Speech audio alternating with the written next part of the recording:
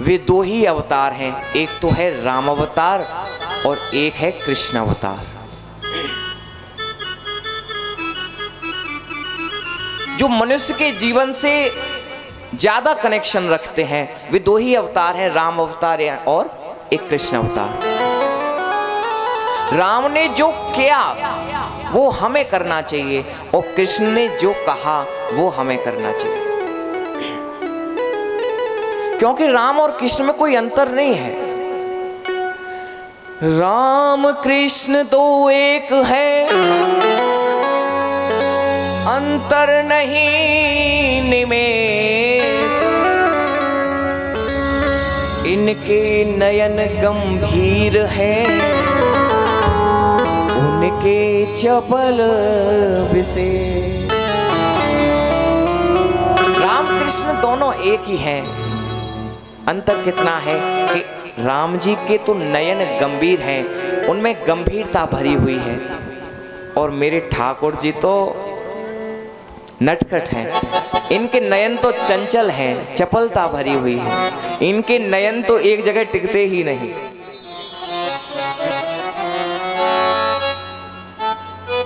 तो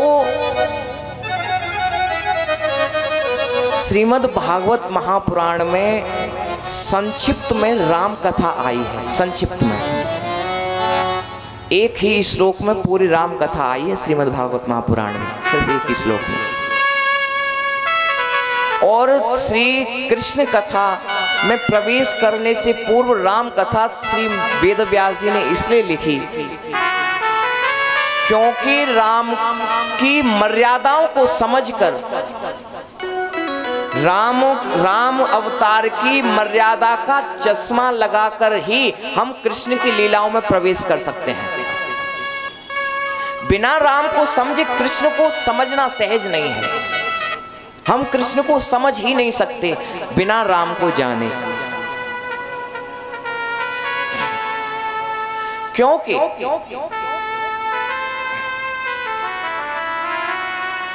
राम ने कभी नहीं कहा कि मैं भगवान हूं, और कन्हैया तो नित्य प्रतिदिन कहते हैं कि मैं ही हूं जो कुछ हूं, अहम ब्रह्मास्मि तत्त्वमसि। भगवान श्री कृष्ण के चरित्र में कहीं ज्यादा योगेश्वरता दिखाई देने को मिलती है तो केवल ब्रज की लीलाओं में। भगवान श्री कृष्ण ब्रज में 11 वर्ष 56 दिन तक रहे, और इन्हीं 11 वर्ष 56 दिनों में उन्होंने अपनी जो योगेश्वरता है वो दिखाई। और ये जो 11 वर्ष 56 दिन ब्रज में मेरे कन्हैया ने गुजारे, यही समय है जिसको अपने जीवन में बिल्कुल भी उतारने योग्य नहीं है, क्योंकि राम ने जो किया है, राम का जो जीवन है उसको अगर हम अपने जीवन में उतारें तो हमारा जीवन सफल हो जाएगा। और कृष्ण का जो जीवन है उसको कहीं हम उतारने चले तो जीवन बिगड़ने में देर नहीं लगेगी, क्योंकि 7 दिन का बालक पूतना का वध कर देता है। बताओ ये संभव है? 7 दिन का बालक पूतना का वध कर देता है। 6 महीने का जो बच्चा है वो सक्टासुर से युद्ध कर रहा है। 1 वर्ष का बालक जो है वो तृणावर्त का वध कर रहा है।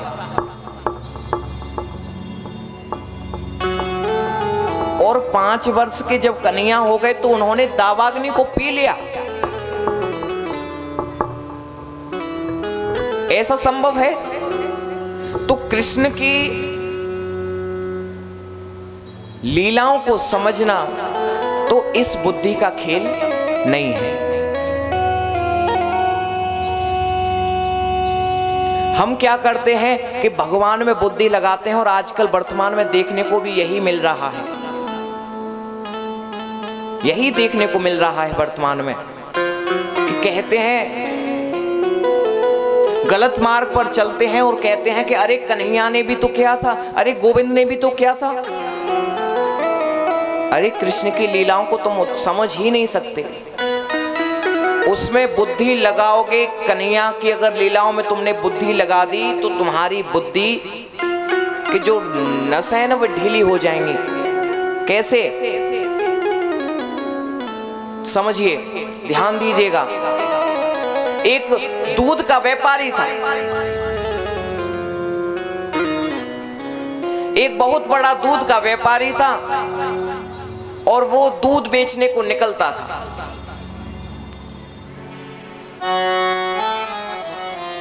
लेकिन वो क्या करता था कि वो कपड़े जो है फटे पुराने पहनता था, पुराने कपड़े पहनता था। बहुत बड़ा दूध का व्यापारी, धनी व्यापारी। तो एक किसी व्यक्ति ने आकर उससे पूछा, अरे भैया तू इतना बड़ा दूध का व्यापारी है, लेकिन कपड़े तू फटे पुराने पहनता है, ऐसा क्यों?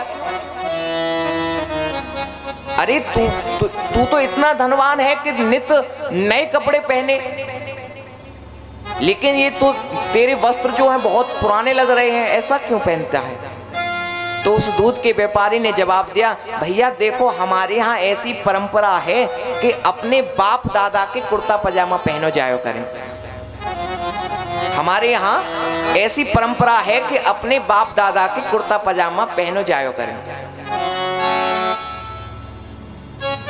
अब उस व्यक्ति ने कहा कि एक बात बता भैया, जब तेरे बाप दादा ने सिलाए तब तू पहन रहा है, और जब तू सिलाएगा तभी तो न तेरे बालक पहनेंगे, क्योंकि अब तो इनकी कंडीशन ऐसी लग रही है कि ये तो गए, तेरे बच्चे क्या पहनेंगे? अगर परंपरा को कायम रखना है तो तुझे सिलवाने पड़ेंगे।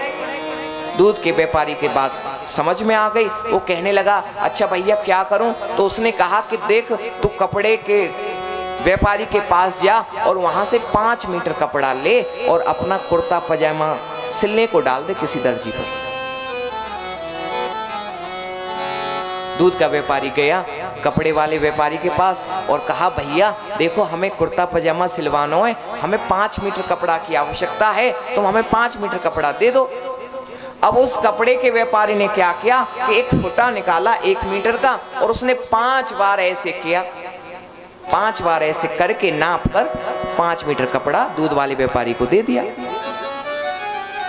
अब दूध वाला व्यापारी देखता रह गया कि अरे भैया तेने जिका करो। कपड़े वाला व्यापारी बोला कि ये 1 मीटर का फुटा था, मैंने 5 बार ऐसे किए, ये 5 मीटर नाप के दे दिया। तो दूध का व्यापारी बोला, भैया देख ये गणित हमारी समझ में ना आयो, तू ऐसो कर, जिसमें दूध को लोटा है, लीटर है, तुम वो जाते 5 मीटर कपड़ा नाप के दे। अब कपड़े वालों व्यापारी बोलो, अरे भैया लीटर ते मैं कपड़ा कैसे नाप दूं? लीटर से कपड़ा कैसे नाप दे? अब दूध वाला व्यापारी बोला, अरे भैया जाते हमने 1000 लीटर दूध नाप दीनो तो पे 5 मीटर कपड़ा ना नपरो। अब तो भीड़ इकट्ठी हो गई। जब दोनों में बहस छिड़ी तो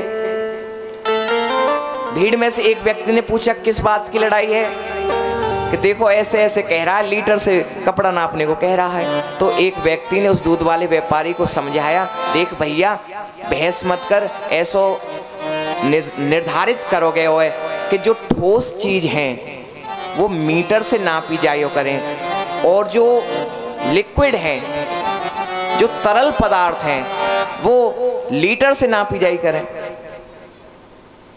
तो कपड़ा तो मीटर ते ही नपे और जो दूध है वो लीटर ते नपे। अब ऐसे तो है ना सके तुम लीटर से कपड़ा नाप दो। तो ऐसे ही भगवान ने भी हमें 2 यंत्र दिए हैं। जैसे 1 लीटर यंत्र है, 1 मीटर यंत्र है, ऐसे ही भगवान ने हमें भी 2 यंत्र दिए हैं। एक दी है बुद्धि, एक दिया है हृदय। अरे संसार को नापना है तो बुद्धि से नापो, लेकिन मेरे भगवान को अगर नापना है तो हृदय से नापो, क्योंकि बुद्धि से नापा ही नहीं जा सकता। कहां तक बुद्धि लगाओगे इसमें?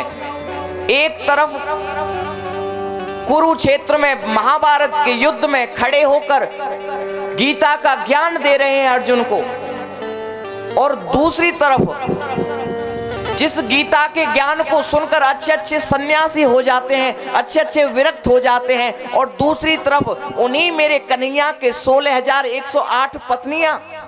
कहां तक बुद्धि लगाओगे इसमें? एक तरफ गीता का ज्ञान दे रहे हैं और एक तरफ 16,108 पत्नियां खुद की हैं। इनमें बुद्धि लगाओगे तो सारी नसें ढीली हो जाएंगी बुद्धि की। ये